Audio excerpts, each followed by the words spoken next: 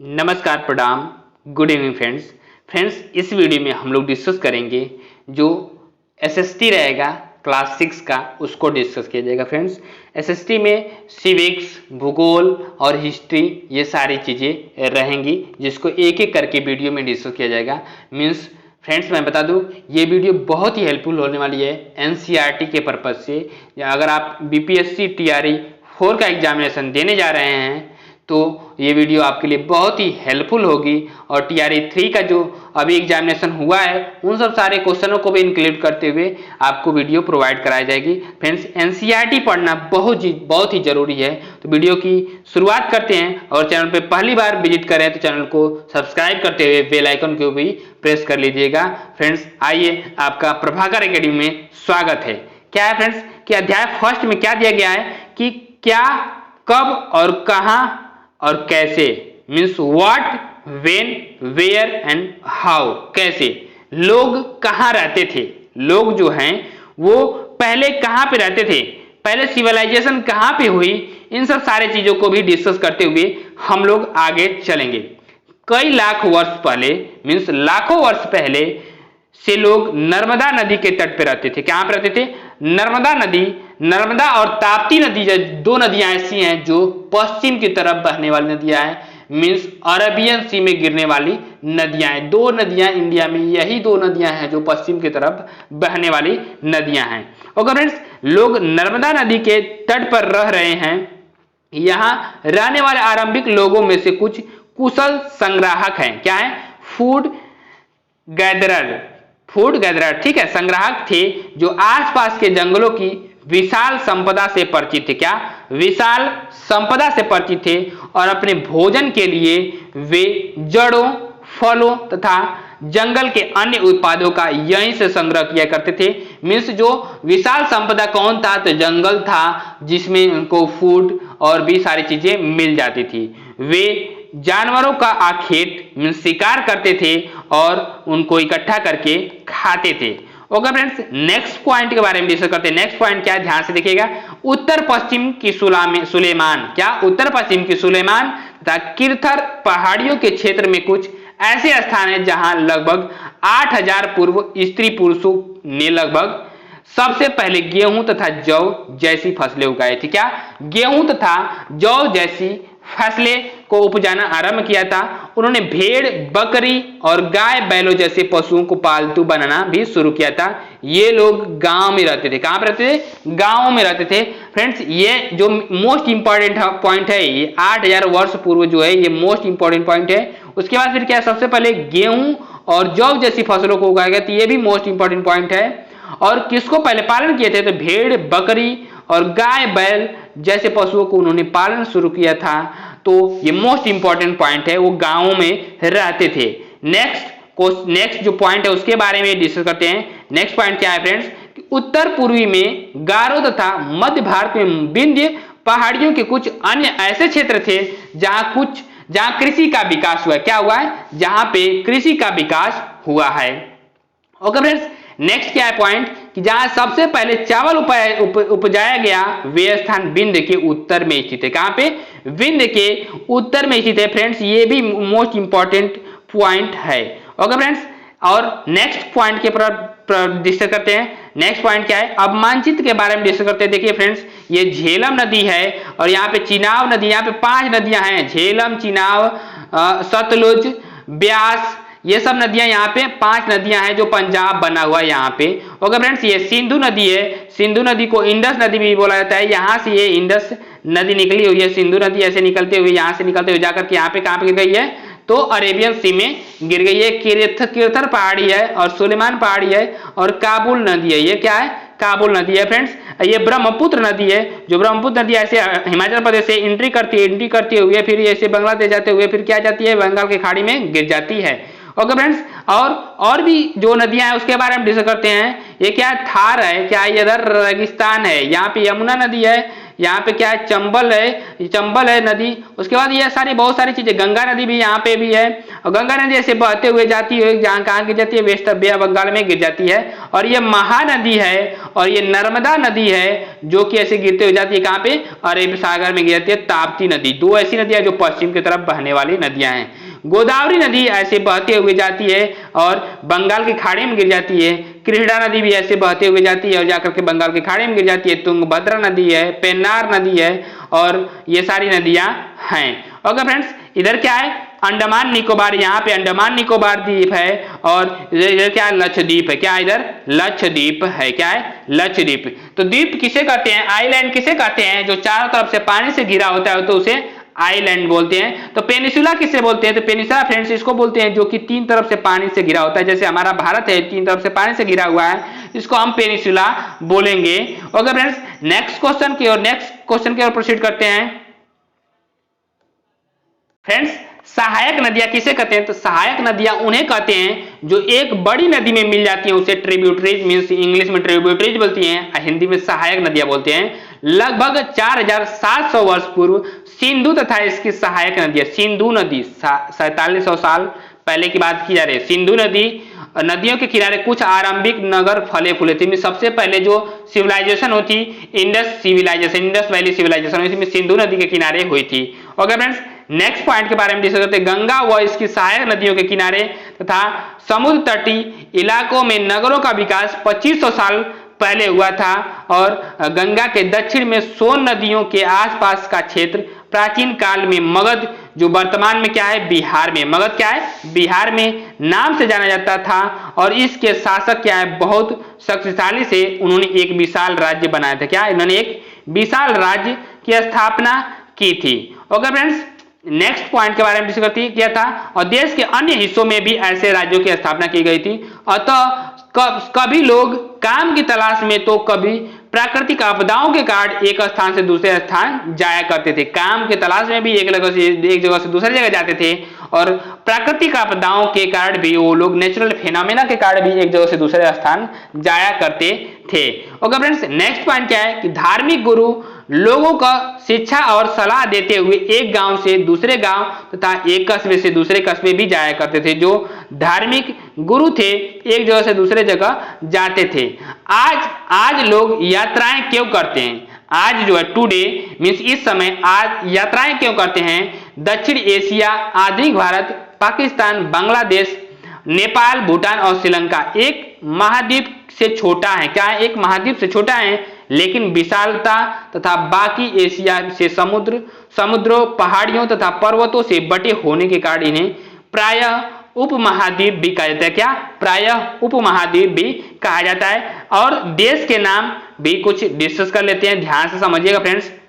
देश के नाम, अपने देश के लिए हम प्रायः इंडिया तथा भारत जैसे नामों का प्रयोग करते हैं। क्या, इंडिया तथा भारत जैसे नामों का प्रयोग करते हैं। और इंडिया शब्द इंडस से निकला है, किससे, इंडस से निकला हुआ है, जिसे संस्कृत में सिंधु कहा जाता है। किसे, संस्कृत में सिंधु कहा जाता है। नेक्स्ट क्या है, लगभग 2500 वर्ष पूर्व उत्तर पश्चिम की ओर से आने वाले ईरानियों और यूनानियों ने सिंधु को हिंदोस बोला। क्या बोला, सिंधु को हिंदोस अथवा इंदोस, और इस नदी के पूर्व में स्थित पूर्व भूमि प्रदेश को इंडिया कहा। क्या कहा, इंडिया कहा। ओके फ्रेंड्स, भारत नाम का प्रयोग उत्तर पश्चिम में रहने वाले लोगों के एक समूह के लिए किया जाता था।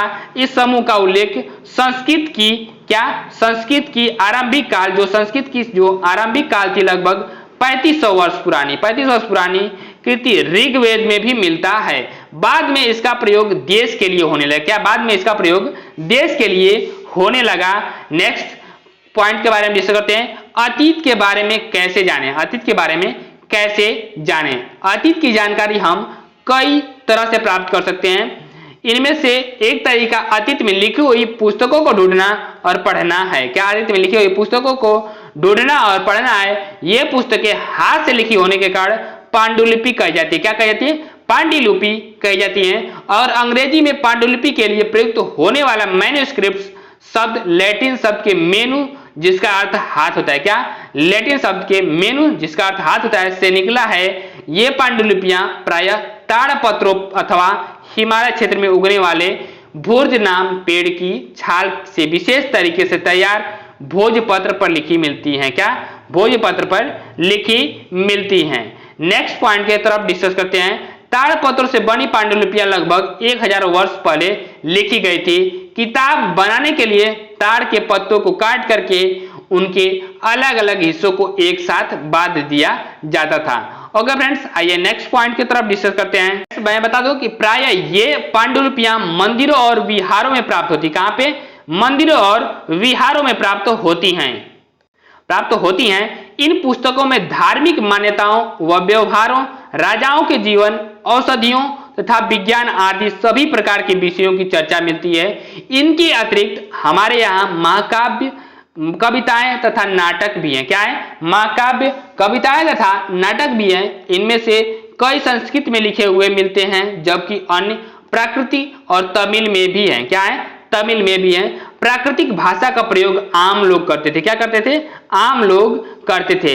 नेक्स्ट पॉइंट की तरफ डिस्कस करते हैं कि अभिलेख पत्थर अथवा धातु जैसी अपेक्षाकृत कठोर सतहों पर उत्कीर्ण किए गए मिलते हैं। कुछ अन्य प्रकार के अभिलेख भी मिलते हैं जिनमें राजाओं तथा रानियों सहित अन्य स्त्री पुरुषों ने भी अपने कार्यों के विवरण उत्कीर्ण करवाए हैं। क्या? विवरण उत्कीर्ण करवाए हैं। पुरातत्वविद पत्थर और ईंट से बनी इमारतों के अवशेषों, चित्रों तथा मूर्तियों का अध्ययन करते हैं और वे औजारों, हथियारों, बर्तनों, आभूषणों तथा सिक्कों की प्राप्ति के लिए छानबीन तथा खुदाई भी करते हैं। क्या करते हैं? खुदाई भी करते हैं। नेक्स्ट पॉइंट की तरफ डिस्कस करते हैं। नेक्स्ट पॉइंट क्या? ध्यान से समझिएगा फ्रेंड्स कि लगभग 2250 वर्ष पुराना अभिलेख। क्या? 2250 वर्ष पुराना अभिलेख वर्तमान अफगानिस्तान के कंधार से प्राप्त हुआ। यह अभिलेख अशोक नामक शासक के आदेश पर उत्कीर्ण करवाया गया था। क्या? अशोक नामक शासक के उत्कीर्ण करवाया गया था। और लिपियां अक्षरों तथा अथवा संकेतों से बनी होती है। जब हम कुछ बोलते हैं अथवा पढ़ते हैं तब हम एक भाषा का प्रयोग करते हैं। यह अभिलेख अफगानिस्तान क्षेत्र में प्रयुक्त होने वाली यूनानी तथा अरामेइक नामक दो विभिन्न लिपियों तथा भाषाओं में है। क्या? दो विभिन्न लिपियों तथा भाषाओं में है। नेक्स्ट पॉइंट की तरफ डिस्कस करते हैं। नेक्स्ट पॉइंट क्या है फ्रेंड्स कि चांदी के सिक्कों का प्रयोग लगभग 2500 वर्ष पूर्व होता था। पुरातत्वविद जानवरों, चिड़ियों तथा मछलियों की हड्डियां भी ढूंढते हैं। इससे उन्हें यह जानने में भी मदद मिलती है कि अतीत में लोग क्या खाते थे। वनस्पतियों के अवशेष बहुत मुश्किल से बच पाते हैं। वनस्पतियों के जो अवशेष होते हैं बहुत मुश्किल से बच पाते हैं। यदि अन्न के दाने अथवा लकड़ी के टुकड़े जल जाते हैं तो वे जले हुए रूप में बचे रहते हैं। फ्रेंड्स, नेक्स्ट पॉइंट के बारे में डिस्कस करते हैं। पांडुलिपियों, अभिलेखों तथा पुरातत्व से ज्ञात जानकारियों के लिए इतिहासकार प्रायः स्रोत शब्द का प्रयोग करते हैं। क्या? स्रोत शब्द का प्रयोग करते हैं। प्रायः इतिहासकार उन्हें कहते हैं जो अतीत का अध्ययन करते हैं। क्या? जो अतीत का अध्ययन करते हैं उसे हम इतिहासकार कहते हैं। अतः इतिहासकार तथा पुरातत्वविद उन जासूसों की तरह हैं जो इन सभी स्रोतों का प्रयोग सुराग के रूप में कर अतीत को जानने का प्रयास करते हैं। अब नेक्स्ट पॉइंट के बारे में डिस्कस करते हैं। अतीत एक या अनेक। अतीत एक है या अनेक है, इसके बारे में डिस्कस करते हैं। पशुपालकों मीन्स जो पशु को पालन करते थे अथवा कृषकों का जीवन मीन्स जो फार्मर थे उनका जीवन, राजाओं तथा रानियों के जीवन से तथा व्यापारियों का जीवन शिल्पकारों के जीवन से बहुत भिन्न था। मीन्स अलग अलग लोगों का लाइफ स्टाइल था। ओके फ्रेंड्स, नेक्स्ट क्या है पॉइंट? अंडमान द्वीप के अधिकांश लोग अपना भोजन मछलियां पकड़कर, शिकार करके तथा फल फूल के संग्रह द्वारा प्राप्त करते हैं। इसके विपरीत शहरों में रहने वाले लोग खाद्य आपूर्ति के लिए अन्य व्यक्तियों पर निर्भर करते हैं। ओके फ्रेंड्स, नेक्स्ट पॉइंट की तरफ प्रोसीड करते हैं। क्या है? उस समय शासक अपनी विजयों का लेखा जोखा रखते थे। यही कारण है कि हम उन शासकों तथा उनके द्वारा लड़ी जाने वाली लड़ाइयों के बारे में काफी कुछ जानते हैं। ओके फ्रेंड्स, नेक्स्ट पॉइंट के पर प्रोसीड करते हैं। नेक्स्ट पॉइंट क्या है फ्रेंड्स? शिकारी, मछुआरे, संग्राहक कृषक अथवा पशुपालक जैसे आम आदमी प्राय अपने कार्यों का लेखा जोखा नहीं रखते थे। क्या प्राय अपने कार्यों का लेखा जोखा नहीं रखते थे। तिथियों का मतलब क्या होता था, अंग्रेजी में बीसी, बीसी को हिंदी में ईसा पूर्व लिखते हैं। क्या हिंदी में ईसा पूर्व लिखते हैं। का तात्पर्य बिफोर क्राइस्ट होगा। क्या होगा, बीसी का फुल फॉर्म क्या होगा, बिफोर क्राइस्ट होगा। ये पूछा जा सकता है, ईसा पूर्व होता है। एनो डोमिनी मीन्स ईस्वी होता है, ठीक है फ्रेंड्स। ईडी होता है, ठीक है। नामक दो लैटिन शब्दों से बना है तथा इसका तात्पर्य ईसा मसीह के जन्म से के वर्ष से ही है। क्या, जन्म के वर्ष से ही है। नेक्स्ट पॉइंट के तरफ प्रोसीड करते हैं कि सीई अक्षरों का प्रयोग कॉमन एरा तथा बीसीई का प्रयोग बिफोर कॉमन एरा के लिए होता है। भारत में तिथियों के इस रूप का प्रयोग लगभग 200 वर्ष पूर्व आरंभ हुआ था। नेक्स्ट पॉइंट क्या है कि कभी कभी अंग्रेजी के बीपी अक्षरों का प्रयोग होता है जिसका तात्पर्य बिफोर प्रेजेंट, वर्तमान से पहले। क्या, बिफोर प्रेजेंट वर्तमान से पहले है। अन्यंत्र के बारे में डिस्कस करते हैं। अन्यंत्र क्या है, जो अन्य पॉइंट है उसके बारे में डिस्कस करते हैं। ध्यान से देखिएगा फ्रेंड्स कि मिस्र के उत्तरी तट पर रोसेटा नाम का एक कस्बा है। यहां से एक ऐसा उत्कीर्णित पत्थर मिला है जिस पर एक ही लेख 3 भिन्न भिन्न भाषाओं तथा लिपियों, यूनानी तथा मिस्री लिपि के 2 प्रकारों में हैं। कुछ विद्वान यूनानी भाषा पढ़ सकते थे और उन्होंने बताया कि यहाँ राजाओं तथा रानियों के नाम एक छोटे से फ्रेम में जिसे कारतूस कहा जाता है अंकित किया जाता था। ओके फ्रेंड्स, कुछ महत्वपूर्ण तिथियों के बारे में डिस्कस करते हैं। ध्यान से देखिएगा फ्रेंड्स, कुछ महत्वपूर्ण तिथियां क्या है कि कृषि का आरंभ जो हुआ था, कब हुआ था, तो 8000 ईसा पूर्व हुआ था, वर्ष पूर्व हुआ था। और सिंधु सभ्यता के प्रथम नगर कहाँ पे हुआ था, 47 वर्ष पूर्व हुआ था। और गंगा घाटी के नगर जो है मगध का बड़ा राज्य 2500 वर्ष पूर्व जो है कि वहां पे विकास हुआ था। और वर्तमान में जो है लगभग 2000 वर्ष पूर्व जो था अब तक। ओके फ्रेंड्स, आइए महत्वपूर्ण क्वेश्चन के बारे में डिस्कस करते हैं जो कि हमारे एग्जामिनेशन में पूछे जा सकते हैं, उसके बारे में डिस्कस करते हैं। महत्वपूर्ण प्रश्न उत्तरी क्या है, आप क्वेश्चन फर्स्ट दिया हुआ है कि निम्नलिखित स्थलों पर विचार कीजिए। नर्मदा नदी घाटी, नर्मदा नदी घाटी। नेक्स्ट स्टेटमेंट क्या दिया, उत्तर पश्चिम में सुलेमान एवं कीर्थर पहाड़ियां। थर्ड स्टेटमेंट क्या दिया, उत्तर पूर्व में गारो पहाड़ियां। फोर्थ क्या दिया हुआ, मध्य भारत में विंध्य पहाड़ियां। सॉरी फ्रेंड्स, नेक्स्ट जो क्या दिया हुआ है, उपयुक्त में से किन स्थलों से मानव निवास के प्रमाण प्राप्त हुए हैं। फ्रेंड्स, इसका जो ऑप्शन क्या दिया हुआ है, ध्यान से देखिएगा फ्रेंड्स। ऑप्शन दिया हुआ कि केवल फर्स्ट एंड फोर्थ में, ऑप्शन बी केवल सेकेंड एंड थर्ड में, ऑप्शन सी केवल फर्स्ट सेकेंड एंड फोर्थ में, ऑप्शन डी उपयुक्त सभी। फ्रेंड्स, इसका राइट ऑप्शन होगा ऑप्शन डी उपयुक्त सभी में। क्या हुआ था कि मानव निवास प्रमाण प्राप्त हुए उपयुक्त सभी में, सभी statement. Right option D. Okay friends, आइए इसके डिस्क्रिप्शन को डिस्कस करते हैं। डिस्क्रिप्शन क्या, ध्यान समझिएगा फ्रेंड्स कि भारतीय उपमहाद्वीप में नर्मदा घाटी, उत्तर पश्चिम में सुलेमान एवं कीर्थर की पहाड़ियों, मध्य भारत में विंध्य की पहाड़ियों तथा उत्तर पूर्व में गारो की पहाड़ियों से मानव के निवास साक्ष्य प्राप्त हुए हैं। अतः विकल्प डी सही है।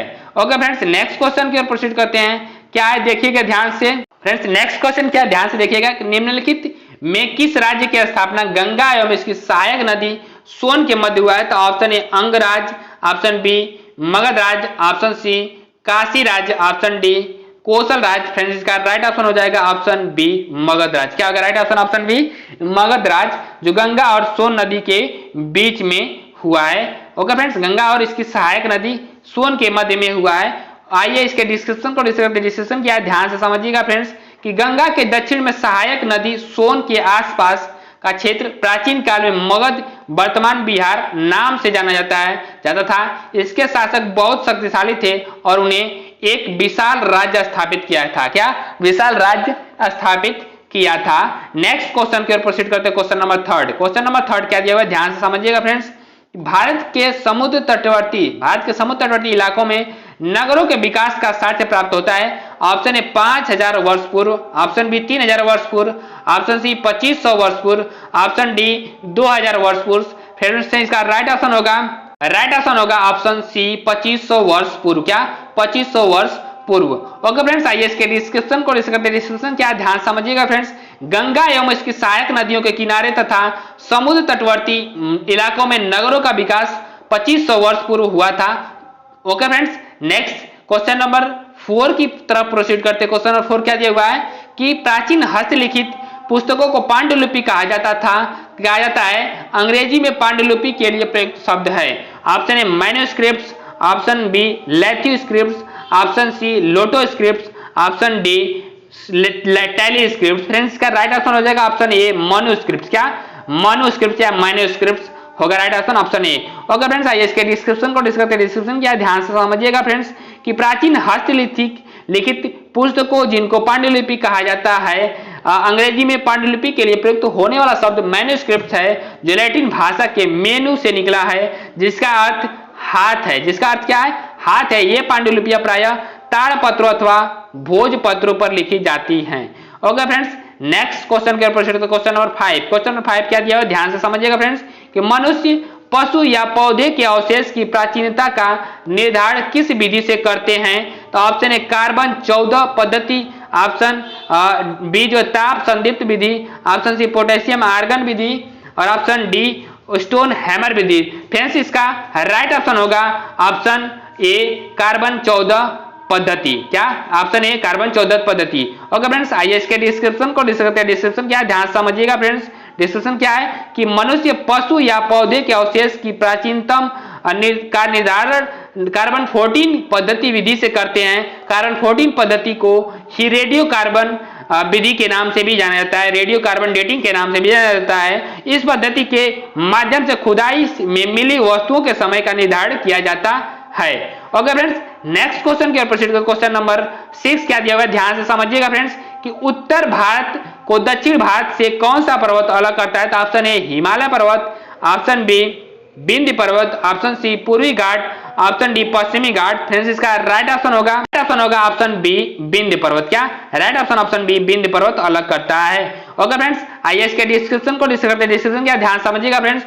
उत्तर भारत को दक्षिण भारत से विंध्य पर्वत अलग करता है। दक्षिण के पठार के अंतर्गत उत्तर में नर्मदा एवं तप्ती नदी है, जो पश्चिम की तरफ बहने वाली नदी बहती हैं। इस भाग में विंध्य तथा सतपुड़ा की पहाड़ियां हैं, जो उत्तर भारत को दक्षिण भारत से पृथक करती हैं। सुदूर दक्षिण के मैदान में गोदावरी, कृष्णा तथा कावेरी के उपजाई डेल्टा वाले प्रदेश मिले हैं। ओके फ्रेंड्स, नेक्स्ट क्वेश्चन की ओर प्रोसीड करते हैं। फ्रेंड्स वीडियो, ये क्वेश्चन लास्ट था।